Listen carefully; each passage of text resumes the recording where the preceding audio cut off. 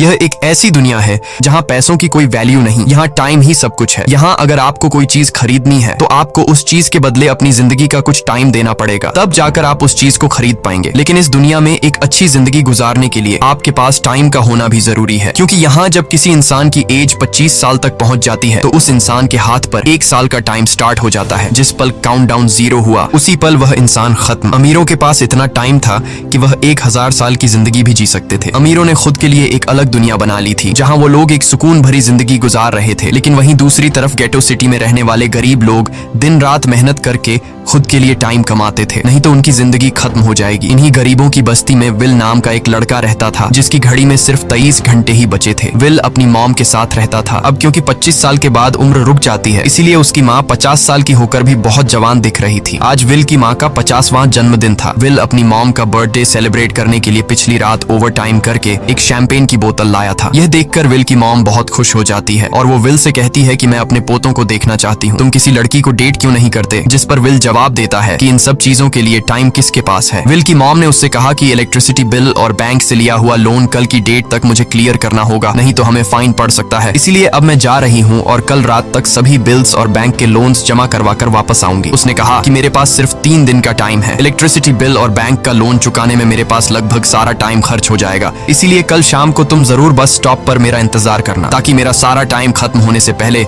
मैं तुमसे कुछ टाइम ले सकूं। इस पर विल ने कहा ठीक है, मैं टाइम पर पहुंच जाऊंगा। जाने से पहले विल की माँ विल के हाथ को छूकर उसकी बॉडी में 30 मिनट ट्रांसफर करती है ताकि विल अच्छा नाश्ता खरीद कर खा सके। इसके बाद दोनों अपने अपने काम पर निकल गए। रास्ते में विल के पास एक छोटी बच्ची आती है। वो विल को एक कैप्सूल देकर विल से उसका थोड़ा सा टाइम मांगती है। विल मुस्कुराते हुए उस छोटी बच्ची को कैप्सूल में अपनी जिंदगी का 5 मिनट का टाइम दे देता है और वह चली जाती है। यहाँ हमें पता चलता है कि यह लोग अपने टाइम को एक कैप्सूल में स्टोर भी कर सकते हैं, जिससे यह लोग कभी भी यूज और ट्रांसफर कर सकते हैं। इसके बाद विल काम के लिए फैक्ट्री पहुंच जाता है और काम पर लग गया। दिन भर के काम के बाद रात के वक्त विल अपने दोस्त के साथ एक बार में जाता है। विल का दोस्त एक नंबर का शराबी था। वह हर वक्त शराब के नशे में टली रहता। विल का दोस्त विल को इशारे में बताता है कि वह आदमी सबको फ्री में दारू पिला रहा है और उसके पास बहुत ज्यादा टाइम है। ये सुनकर विल ने जब उस आदमी की तरफ देखा तो उसे चारों तरफ से लड़कियों ने घेरा हुआ था। विल की जब उस आदमी की घड़ी पर नजर गई तो उस आदमी के पास 116 साल का टाइम था। ये देखकर विल समझ जाता है कि यह आदमी ग्रीनिच सिटी से है, क्योंकि गेटो सिटी में लोगों के पास ज्यादा से ज्यादा 2 दिन का टाइम होता है। विल उस आदमी के पास आया और उसे वार्न करने लगा कि यहाँ पर तुम्हें नहीं होना चाहिए था। यहाँ चोरों का खतरा है, ये लोग तुम्हें मारकर तुम्हारा टाइम चुरा लेंगे, इसलिए जल्दी से यहाँ से निकल जाओ। लेकिन वो आदमी विल की बातों को सीरियस नहीं लेता और उसे इग्नोर करके ड्रिंक करने लग जाता है। तभी उस बार में फोर्टिस नाम का एक गैंगस्टर अपने ग्रुप के साथ आया, जिसे देखकर सारे लोग बाहर निकल भागे। दरअसल यह शहर के सबसे बड़े गुंडे हैं जो लोगों से जबरदस्ती टाइम चुराते हैं। विल का दोस्त विल को पकड़कर ले जाने लगा, लेकिन विल ने जाने से इनकार कर दिया और वहाँ एक कोने में छिपकर सब कुछ देखने लगा। फोर्टिस उस अमीर आदमी से उसका सारा टाइम लूटने आया था। फोर्टिस उस अमीर आदमी को चैलेंज करता है कि चलो पंजा लड़ाते हैं और जो हारेगा वह अपना सारा टाइम जीतने वाले को दे देगा। ये टाइम फाइट आर्म रेसलिंग की तरह थी, जिसमें 2 लोगों को एक दूसरे की कलाई पकड़नी होती थी। जिस भी इंसान की कलाई नीचे होती थी उसका टाइम घटने लगता था और वो टाइम उस आदमी के हाथ में ट्रांसफर होने लगता था जिसकी कलाई ऊपर होती थी। इस तरह जीतने वाला इंसान सारा टाइम उस दूसरे आदमी से अपनी बॉडी में स्टोर करके उसे मार देता।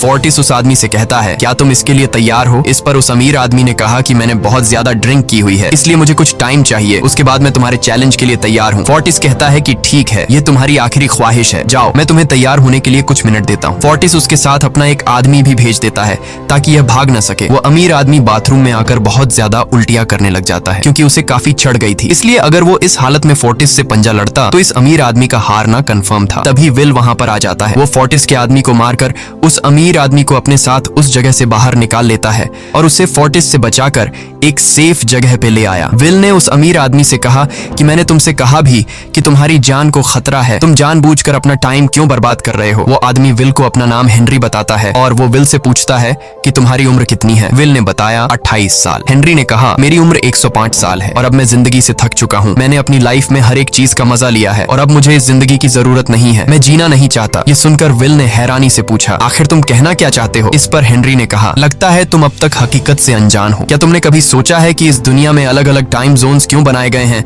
आखिर क्यों तुम्हारे टाइम जोन गेटो में किसी भी वक्त चीजों के दाम और टैक्स बढ़ा दिए जाते हैं। दरअसल महंगाई जानबूझकर बढ़ा दी जाती है ताकि गरीब लोग मरते रहें और उनकी मौत का फायदा ग्रीनविच टाइम जोन के अमीर लोगों को होता रहे। असल में ये सारा सिस्टम उन्हीं का बनाया हुआ है। जरा सोचो, वहाँ ग्रीनविच टाइम जोन में लोगों के पास जीने के लिए हजारों साल हैं, लेकिन यहाँ गेटो में तुम लोग हर रोज जीने के लिए मेहनत मजदूरी करते हो। ऐसा इसलिए है क्योंकि उन्होंने तुम्हें यह करने के लिए मजबूर किया है। वो लोग तुम लोगों को ज्यादा टाइम देना ही नहीं चाहते ताकि तुम लोग मजबूरी में उनके लिए काम करते रहो। वो लोग महंगाई बढ़ाकर तुम्हें ज्यादा से ज्यादा टाइम खर्च करने पर मजबूर करते हैं ताकि तुम्हारे टाइम से वो हमेशा की जिंदगी जी सकें। उन्होंने अपनी जिंदगी का हर एक दिन गरीबों की मौत से इकट्ठा किया है और मैं ऐसी जिंदगी बिल्कुल भी नहीं जीना चाहता जो किसी गरीब मजबूर इंसान की मौत से मिली हो। ये सब सुनकर विल समझ गया कि हेनरी बहुत ही नेक दिल इंसान है। हेनरी ने विल से आगे पूछा, अगर तुम्हारे पास मेरे जितना टाइम होता तो तुम क्या करते? विल ने मुस्कुराकर कहा कि सबसे पहले मैं बार बार टाइम को देखना छोड़ देता, क्योंकि उस वक्त भी विल के पास सिर्फ 18 घंटे होते हैं। वो सोने से पहले, सोने के बाद, खाना खाते टाइम हर वक्त अपनी घड़ी देखता रहता है, क्योंकि मुझे डर लगता है कि कहीं मेरा टाइम खत्म न हो जाए और मैं मर न जाऊं। विल कहता है कि मेरी मॉम घर संभालने के लिए बहुत ज्यादा मेहनत करती है। अगर मेरे पास तुम्हारी तरह इतना ज्यादा टाइम होता तो मैं अपनी मॉम के लिए ग्रीनविच सिटी में एक अच्छा घर खरीदता और हम दोनों वहाँ पर खुशी से जिंदगी गुजारते। इसके बाद विल ने हेनरी से कहा, आज रात हमें यहीं रुकना होगा, सुबह तक खतरा टल जाएगा, तब तुम वापस अपने घर लौट जाना। इसके बाद ये दोनों सो जाते हैं। सुबह उठकर हेनरी देखता है कि विल अभी भी सो रहा है। वो विल के पास आता है और उसके पास जितना भी टाइम होता है वो सारा का सारा विल को ट्रांसफर कर देता है और अपने पास कुछ ही मिनट बचाकर एक ब्रिज के ऊपर जाकर बैठ जाता है। विल जब नींद से जागा तो उसने देखा कि हेनरी वहां से जा चुका है।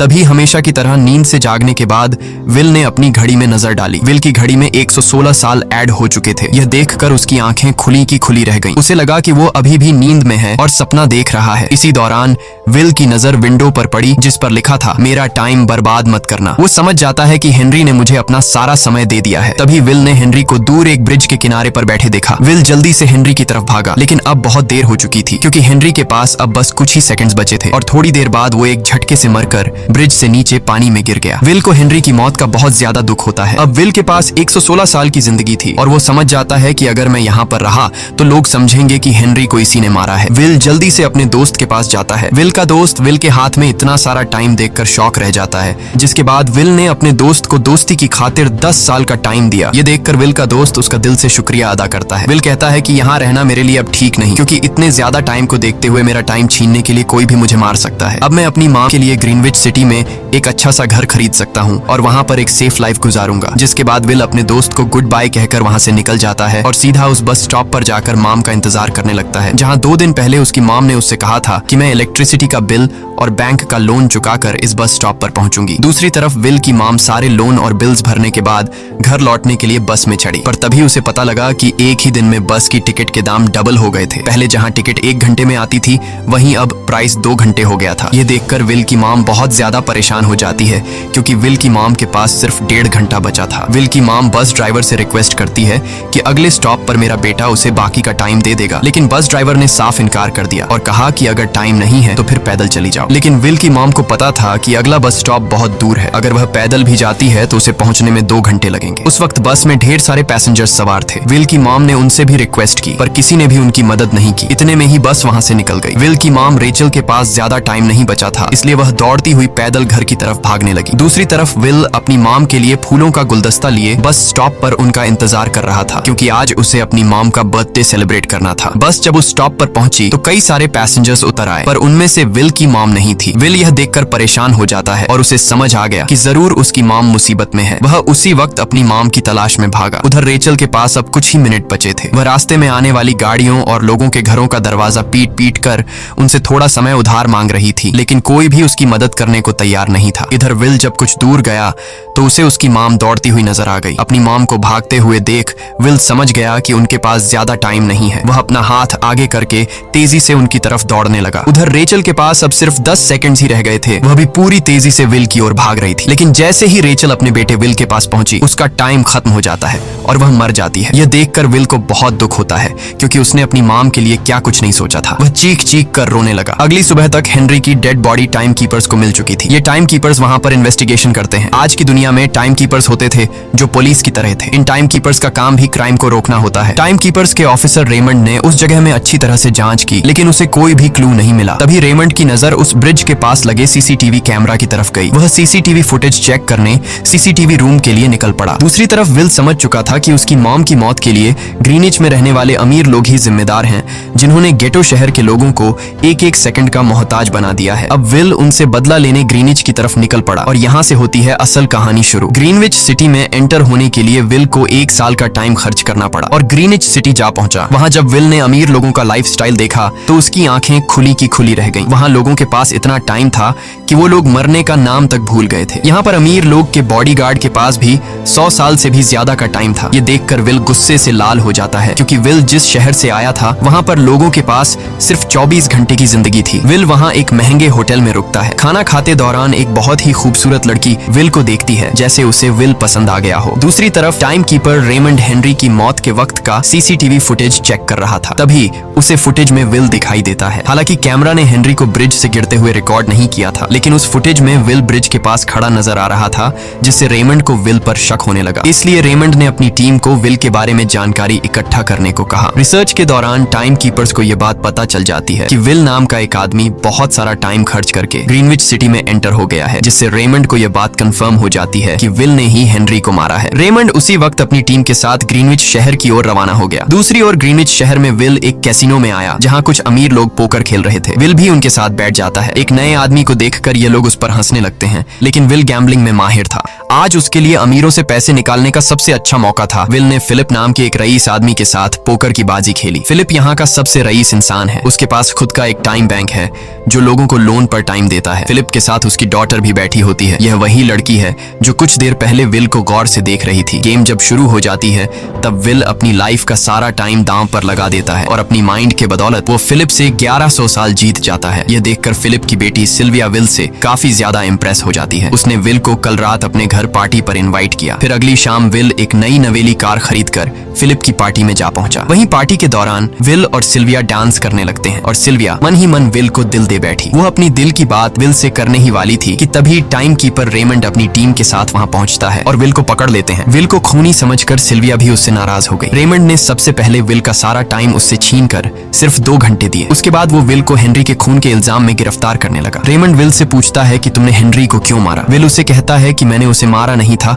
बल्कि वो खुद जीना नहीं चाहता था, इसलिए उसने मुझे 116 साल दिए और बाद में उसने खुद की जान ली। लेकिन रेमंड विल की बात पर यकीन नहीं करता। विल समझ जाता है कि रेमंड मुझे हेनरी के झूठे केस में फंसाकर उम्र भर कैद के लिए मुझे जेल में डाल देगा। इसलिए वह मौका देखते ही रेमंड के आदमियों को मारकर खुद को आजाद कर लेता है और उनकी बंदूक लेकर सिल्विया को बंदी बना लिया। सिल्विया को ढाल बनाकर विल उसे साथ लेकर भाग निकला और रेमंड और उसके आदमियों को चकमा देता हुआ वापस गेटो शहर आ पहुंचा। इस दौरान विल के पास टाइम काफी कम बचा था। उसने सिल्विया से कुछ टाइम उधार मांगा, लेकिन सिल्विया ने उसे 1 सेकंड भी देने से इनकार कर दिया क्योंकि वह भी उसे हेनरी का खूनी समझ रही थी। इसलिए वो और तेजी से गेटो शहर की तरफ कार दौड़ाता है ताकि वहां पहुंचकर किसी से टाइम उधार ले सके। जल्दबाजी में उसका ध्यान आगे सड़क पर बिछी कंटीली तारों पर नहीं पड़ता, जिससे टकराते ही विल की कार ब्रिज से नीचे गिर जाती है। इस एक्सीडेंट में विल और सिल्विया बेहोश हो गए। असल में रास्ते में वह कांटे फोर्टिस और उसकी गैंग ने बिछाए थे। फोर्टिस ने देखा कि सिल्विया के पास 10 साल का टाइम था। वो सिल्विया का सारा टाइम चुरा कर वहां से निकल जाते हैं। इतने में ही विल और सिल्विया को होश आया। सिल्विया ने जब अपने हाथ की तरफ देखा तो वो परेशान हुई क्योंकि उसके पास सिर्फ 30 मिनट ही बचे थे और विल के पास भी कुछ मिनट ही बचे थे। पर फिर भी उसने सिल्विया को अपने कुछ मिनट दिए, जिससे इन दोनों का टाइम बराबर हो गया। इसके बाद सिल्विया के कानों में ईयरिंग देखी जो हीरे की थी। उसे बेचकर विल और सिल्विया को 2 दिन का टाइम मिल गया। इसके बाद विल सिल्विया को लेकर फोन बूथ पर आया। उसने सिल्विया के पिता फिलिप को कॉल किया और बताया कि उसकी बेटी अब तक सही सलामत है। उस वक्त रेमंड भी फिलिप के पास ही मौजूद था और विल को भी पता था कि रेमंड भी वहां मौजूद है। विल ने सिल्विया को छोड़ने छोड़ने के बदले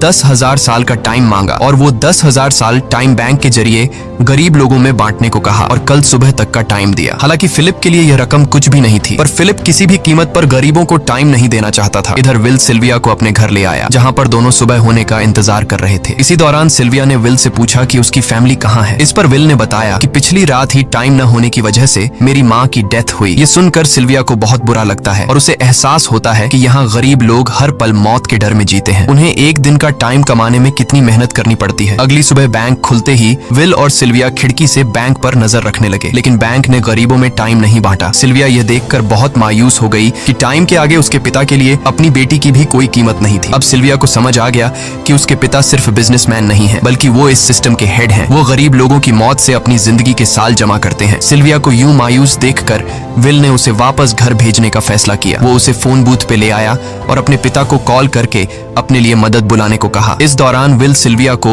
वेपन भी दे देता है ताकि वो खुद की हिफाजत कर सके। इधर सिल्विया फोन पर अपने पिता से बात कर रही थी कि तभी टाइम कीपर रेमंड चुपके से वहां आ पहुंचा और विल पर गन तान दी। रेमंड विल पर गोली चलाने ही वाला था कि तभी सिल्विया ने रेमंड को देख लिया और घबराहट में रेमंड पर गोली चला दी। ये देख विल घबरा कर रेमंड के पास आया। हालांकि वो गोली रेमंड के हाथ को छूकर निकल गई थी। रेमंड के हाथ से बहुत खून निकल रहा था। विल ने रेमंड की घड़ी देखी। रेमंड के पास सिर्फ 2 घंटे बचे थे। दरअसल टाइम कीपर्स को भी सैलरी के तौर पर हर रोज 1 दिन का ही टाइम मिलता था। विल समझ गया कि जब तक रेमंड के पास उसके टीम वाले पहुंचेंगे तब तक रेमंड का ज्यादा खून बहने की वजह से उसकी मौत हो गई होगी। इसलिए विल रेमंड को 2 घंटे का टाइम देते हुए रेमंड की कार को लेकर वहां से निकल गया। रेमंड को गोली मारकर अब सिल्विया भी क्राइम लिस्ट में आ चुकी थी। हालांकि विल ने सिल्विया से कहा कि वो अभी इन सब से निकल सकती है, लेकिन ग्रीनिच में सिल्विया की जिंदगी पिंजरे में कैद पंछी की तरह थी। उसके पिता फिलिप ने उस पर बहुत सारी पाबंदियां लगा दी थीं, पर यहाँ आकर उसे आजादी का एहसास हो रहा था, क्योंकि यहाँ वो अपनी मर्जी की मालिक थी और सिल्विया समझ जाती है कि यहाँ पर लोगों के साथ गलत हो रहा है। अब वह भी गरीबों को उनका हक दिलाने में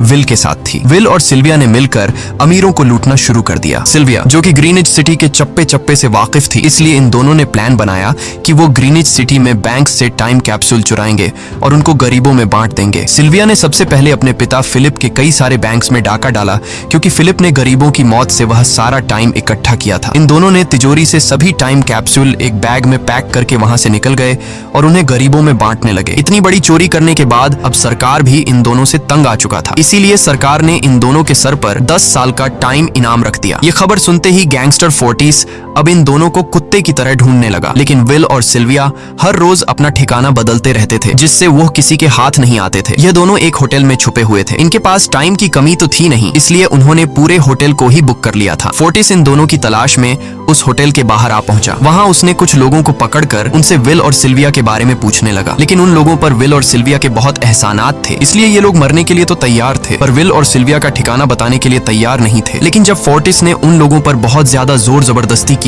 तो उनमें से एक बंदा मौत के डर से फोर्टिस को उस होटल के बारे में बता देता है जहां विल और सिल्विया छुपे हुए थे, जिसके बाद फोर्टिस फौरन अपनी गैंग के साथ वहां पर पहुंच जाता है और इन दोनों को पकड़ लेता है। अब विल और सिल्विया का उनसे बच पाना नामुमकिन था। फोर्टिस ने विल को एक टेबल पर बैठा दिया और उसे टाइम फाइट के लिए चैलेंज किया। विल समझ गया कि अगर मैंने चैलेंज से इनकार किया तो फोर्टिस के गैंग वाले लोग मुझे मार देंगे, इसलिए क्यों ना आज इसके साथ पंजा आजमाया जाए। फोर्टिस और विल ने एक दूसरे की कलाई पकड़ ली और मौत का खेल शुरू हुआ। फोर्टिस माहिर खिलाड़ी था, उसने शुरुआत में ही विल का हाथ नीचे कर दिया, जिससे विल का टाइम तेजी से फोर्टिस में ट्रांसफर होने लगा। लेकिन विल बिल्कुल जोर ही नहीं लगा रहा था, जैसे कि वो जानबूझकर हार रहा हो। पर जैसे ही विल के पास अपनी लाइफ के 3 से 4 सेकंड बचे, तभी विल ने अपनी पावर दिखाई और एक झटके से फोर्टिस का हाथ नीचे कर दिया। फोर्टिस की आंखें खुली की खुली रह गईं। वो पूरा जोर लगाकर अपना हाथ ऊपर करने की कोशिश कर रहा था, लेकिन विल की ताकत के आगे वो ढीला पड़ चुका था। ये देख फोर्टिस के आदमियों का ध्यान फोर्टिस की घड़ी पर अटक गया। अब उनका बॉस मरने वाला था। इतने में ही मौका पाकर विल ने अपने जूते से गन निकाली और पलक झपकते ही फोर्टिस के सारे आदमियों को शूट कर दिया, क्योंकि अगर वो ऐसा नहीं करता तो वो लोग उसे मार देते। इसी के साथ फोर्टिस का टाइम 0 हो गया और वह भी मारा गया। विल और सिल्विया जल्दी से वहां से भाग निकले। इसी दौरान उन्होंने देखा कि अमीरों ने सारा खेल पलट दिया था। विल और सिल्विया ने गरीबों में जितना भी टाइम बांटा था उसकी वैल्यू अब कुछ भी नहीं रही थी, क्योंकि अमीरों ने महंगाई के दर को कई गुना बढ़ा दिया था। यह देख विल हारा हुआ महसूस करने लगा और उसे लगा कि मैं कभी भी इन गरीबों को उनका हक नहीं दिला सकूंगा। उसने सिल्विया से कहा कि अब सब खत्म हो चुका है, अगर वो लोगों में 1000 साल भी बांट दें तो अमीर लोग महंगाई को और ज्यादा बढ़ा देंगे, जिससे लोगों की हालत कभी नहीं सुधर पाएगी। सिल्विया ने कहा कि कोई तो रास्ता होगा। इस पर विल ने कहा कि हमें लाखों साल चुराकर इन लोगों को देने होंगे, तब जाकर हम लोग महंगाई को कंट्रोल कर सकते हैं। हालांकि यह इतना आसान नहीं था, पर सिल्विया ने इसके लिए एक प्लान सोच रखा था। अगली ही सुबह जब फिलिप अपने बॉडीगार्ड्स के साथ ऑफिस पहुंचा, तभी सिल्विया वहां आई और उसने अपने पिता से कहा कि वो सरेंडर करना चाहती है। तब सारे गार्ड्स ने सिल्विया पर गन तान दी, लेकिन तभी वहां पीछे से गार्ड के बेस में छिपा विल वहां आ पहुंचा। उसने फिलिप के सर पर गन रखी और उसके जरिए लॉकर का दरवाजा खुलवाया। विल और सिल्विया ने फिलिप के लॉकर से एक टाइम कैप्सूल चुरा लिया, जिसमें 10 लाख साल का टाइम मौजूद था। इस टाइम कैप्सूल का एक एक साल गरीबों की ही मौत से आया था। विल और सिल्विया वह टाइम कैप्सूल लेकर भाग जाते हैं। इधर रेमंड को जब यह बात पता चली तो वह फौरन विल और सिल्विया के पीछे लग गया। जब रेमंड ने अपने हाथ पर घड़ी को देखा तो उसके पास 1 घंटे से भी कम टाइम बचा हुआ था। वह हेडक्वार्टर कॉल करके कहता है कि मुझे मेरी सैलरी कैप्सूल में भेज दो, मेरे पास टाइम कम है। लेकिन इससे पहले कि वह अपनी बॉडी में कैप्सूल से टाइम ट्रांसफर कर पाता, उसे विल की कार दिख जाती है और वह कैप्सूल से अपनी बॉडी में बिना टाइम ट्रांसफर किए उनके पीछे लग जाता है, क्योंकि अगर वो 10 लाख साल गरीबों को मिल जाते तो गेटो टाइम जोन का हर एक इंसान अमर हो जाता और अमीरों का बनाया पूरा सिस्टम तहस नहस हो जाता। रेमंड ने विल और सिल्विया को पकड़ने के लिए अपनी पूरी जी जान लगा दी, लेकिन वो उन्हें रोक नहीं पाया। विल और सिल्विया रेमंड को चकमा देकर गेटो शहर आ गए और वह टाइम कैप्सूल एक बच्ची के हाथों में सौंप दिया। उन्हें पता था कि रेमंड सीधा हमारे पीछे गीटो शहर पहुंचेगा, इसलिए उन्होंने इस जगह को छोड़कर एक सुनसान जगह पर चले गए। उधर उन्होंने गीटो शहर के लोगों में लाखों साल बांटकर उन्हें अमर कर दिया था, लेकिन खुद इन दोनों के पास बहुत ही कम टाइम बच जाता है। बदकिस्मती से उसी पल रेमंड ने उन्हें पकड़ लिया। रेमंड ने विल को धमकी देते हुए कहा, अगर तुम्हें अपनी जान प्यारी है तो चुराया हुआ सारा टाइम वापस कर दो। तब विल ने उसे अपनी घड़ी का समय दिखाया। विल और सिल्विया के पास कुछ ही मिनट बचे थे। विल ने रेमंड से कहा, कहीं तुम भूल तो नहीं गए? याद है जब तुम मरने वाले थे तो मैंने तुम्हें कुछ टाइम उधार दिया था, टाइम तो तुम्हें मुझे वापस करना चाहिए। यह सुनकर रेमंड को याद आया कि विल और सिल्विया को पकड़ने की जल्दी में उसने अपने टाइम पर ध्यान ही नहीं दिया। जब उसने अपनी घड़ी पर नजर डाली तो उसके पास सिर्फ 5 सेकंड ही बचे थे, जो देखते ही देखते 0 हो गए और रेमंड मारा गया। विल और सिल्विया रेमंड से तो बच गए थे, पर इन दोनों के पास भी अब सिर्फ एक मिनट ही बचा था। ऊपर से उस सुनसान इलाके में उनकी मदद करने वाला भी अब कोई नहीं था। उन्हें अपनी मौत साफ नजर आ रही थी। इन दोनों ने मायूस होकर एक दूसरे को गले लगाया और तभी विल को रेमंड की कार नजर आई। विल फौरन कार की तरफ भागा और वहां पहुंचकर उसने रेमंड की सैलरी का टाइम अपनी घड़ी में ट्रांसफर कर दिया। इसके बाद वह सिल्विया को भी टाइम देने उसकी ओर भागने लगा। सिल्विया भी तेजी से विल की ओर दौड़ रही थी। सिल्विया के पास कुछ ही सेकंड्स बचे हुए थे। यह बिल्कुल उसी तरह का पल था जिस तरह से विल ने अपनी मॉम को खोया था। विल ने अपनी मॉम को तो खो दिया था, पर सिल्विया को नहीं खोना चाहता था। विल सिल्विया के बिल्कुल करीब ही था, पर तभी सिल्विया विल की बाहों में गिर पड़ी। लकीली विल ने सही वक्त पर सिल्विया का हाथ थाम लिया था, जिससे उसकी जान बच गई। विल और सिल्विया की बदौलत अब डेटन शहर के सारे लोग अमर हो चुके थे। अब उन्हें एक घंटे कमाने के लिए फैक्ट्रीज में काम करने की जरूरत नहीं थी। वह सभी अपने सपनों को पूरा करने ग्रीनिच शहर की ओर निकल पड़े, जिससे अमीरों का बनाया सारा सिस्टम फेल हो गया। वहीं इसी के साथ यह कहानी खत्म हो जाती है। अगर आपको वीडियो अच्छी लगी हो तो हमारे चैनल को सब्सक्राइब और वीडियो को लाइक जरूर कीजिएगा।